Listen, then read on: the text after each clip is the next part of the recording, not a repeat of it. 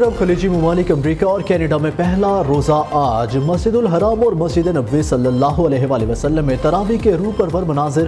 Australia, Indonesia, Malaysia میں چاند نظر نہیں آیا۔ یکم رمضان کل ہوگا۔ پاکستان میں رمضان کا چاند دیکھنے کے لیے رویت ہلال کمیٹی کا اجلاس آج ہوگا۔ چیئرمین مرکزی رویت ہلال کمیٹی مولانا عبدالخبیر آزاد صدارت کریں گے۔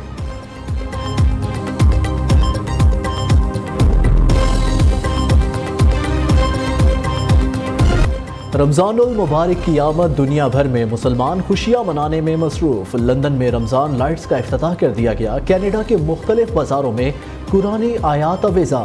مصر اور مراکش کی گلیاں اور بازار روشنیوں سے جگمگا اٹھے۔ سحری کی تیاریاں زور و شور سے جاری۔ وزیر اعظم نے رمضان ریلیف پیکج کا حجم 7.5 ارب سے بڑھا کر 12.5 ارب روپے کر دیا۔ یوٹیلیٹی سٹورز اور بی آئی ایس پی کے ساتھ منسلک موبائل یونٹس بھی کھانے پینے کی سستی اشیاء فراہم کریں گے۔ رمضان ریلیف پیکج کے تحت مستحق افراد کو بازار سے 30% کم قیمت پر اشیاء دی جائیں گی۔ آٹے پر فی کلو 77 اور گھی پر 70 روپے سبسڈی دی جائے گی۔ وزیر اعلیٰ پنجاب کا پونچھ ہاؤس لاہور میں ماڈل بازار کنٹرول روم کا اچانک دورہ۔ مریم نواز نے مانیٹرنگ کے عمل کا جائزہ لیا۔ مریم نواز کا کہنا ہے عوام کا حق ان کی دہلیز پر پہنچانا چاہتے ہیں، رکاوٹ یا غفلت برداشت نہیں کریں گے۔ آصف زرداری دوسری بار صدر بن گئے۔ چیف جسٹس قاضی فائز عیسیٰ نے ملک کے 14ویں صدر سے حلف لیا۔ تقریب میں وزیر اعظم شہباز شریف، تینوں services chief, chairman joint chief of staff کی شرکت۔ نواز شریف، عارف الوی، بلاول بھٹو، آصفہ بختاور اور اعلیٰ شخصیات نے شرکت کی۔ آصف زرداری کو صدارتی پروٹوکول اور سیکیورٹی فراہم کر دی گئی۔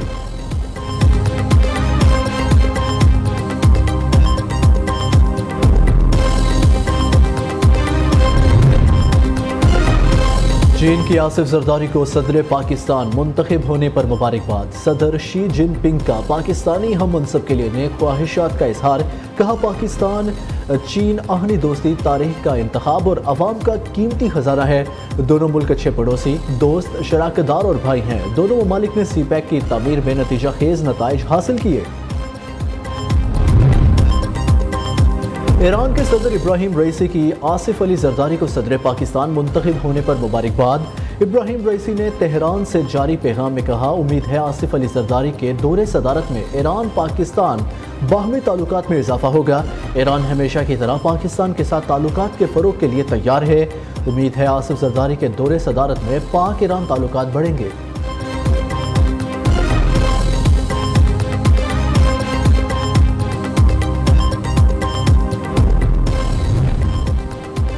آرٹیکل 6 لگانا ہے تو شوق سے لگائیں۔ سابق صدر مملکت عارف الوی کا چیلنج، کہتے ہیں ملک کو جوڑنے کے لیے ضروری ہے مینڈیٹ تسلیم کیا جائے۔ چیئرمین پی ٹی آئی کل بھی میرے لیڈر تھے، ہیں اور رہیں گے۔ امید ہے انہیں عدالتوں سے جلد انصاف ملے گا۔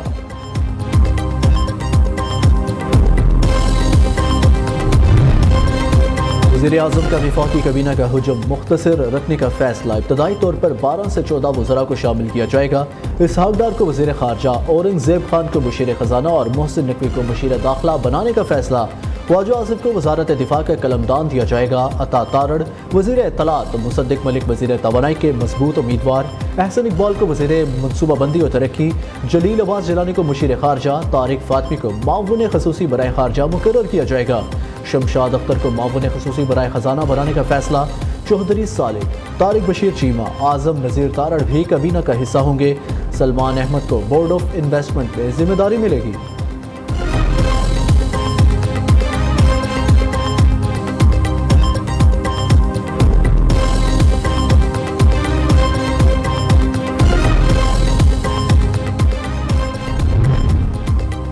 بلوچستان کابینہ کا حصہ کون بنے گا؟ تاحال فیصلہ نہ ہو سکا۔ وزیر اعلیٰ سرفراز بھٹی کو حلف اٹھائے 1 ہفتہ گزر گیا، کابینہ تشکیل نہ دی جا سکی۔ حکومت اتحاد میں شامل تمام جماعتوں میں سے ہر کوئی وزیر بننے کا خواہش مند۔ آئین کے مطابق کابینہ میں صرف 19 اراکین کو وزیر اور مشیر کے طور پر لیا جا سکتا ہے۔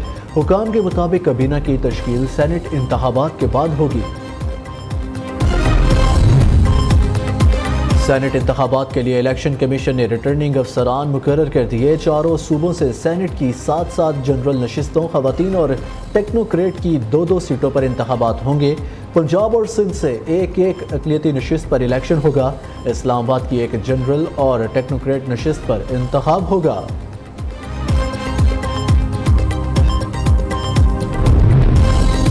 انتخابات میں مبینہ دھاندلی کے خلاف احتجاج۔ لاہور سے گرفتار پی ٹی آئی رہنما لطیف کھوسا رہا۔ سلمان اکرم راجہ سمیت متعدد زیر حراست۔ ملتان میں سینئر سیاستدان جاوید ہاشمی کا داماد اور نواسہ گرفتار۔ کراچی میں تحریک انصاف کے زیر اہتمام 7 مقامات پر مظاہرے۔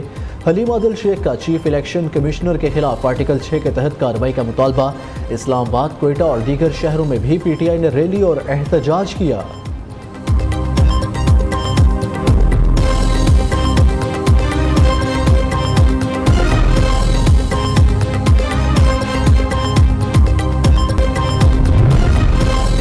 سراج الحق کا جمعۃ الوداع کو امریکی سفارت خانے کی طرف غزہ ملین مارچ کا اعلان۔ بدقسمتی سے ہمارے بزدل حکمرانوں نے غزہ کا ساتھ نہیں دیا۔ امیر جماعت کا اسلام آباد میں غزہ ملین مارچ سے خطاب۔ مارچ کے شرکاء کی غزہ میں فلسطینیوں کے خلاف اسرائیلی مظالم اور بربریت کی بھرپور مذمت اور نعرے بازی۔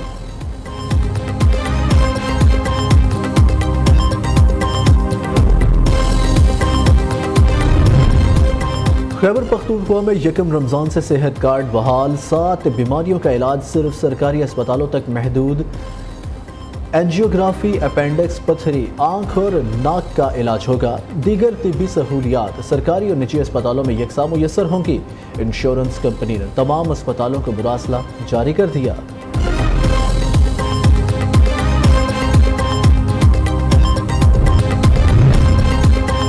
بلوچستان میں بادلوں کی اننگز جاری۔ کوئٹہ، خاران سمیت مختلف علاقوں میں بارشیں۔ خیبر پختونخوا، گلگت بلتستان، مری اور گلیات میں بارش اور برف باری متوقع۔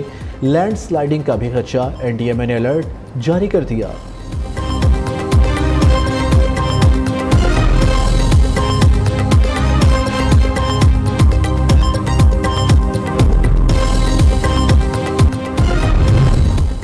خواتین کے عالمی دن کی مناسبت سے لاہور میں سائیکل ریلی کا انعقاد۔ 50 سے زائد خواتین رائیڈرز نے ریلی میں حصہ لیا۔ 10 کلومیٹر پر مشتمل ریلی کا آغاز لبرٹی چوک سے ہوا۔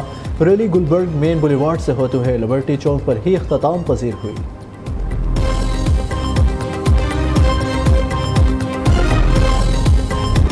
اور چیک ریپبلک کی کرسٹینا دنیا کی حسین ترین دوشیزہ قرار۔ مس ورلڈ 2024 کا تاج کرسٹینا کے سر سجا۔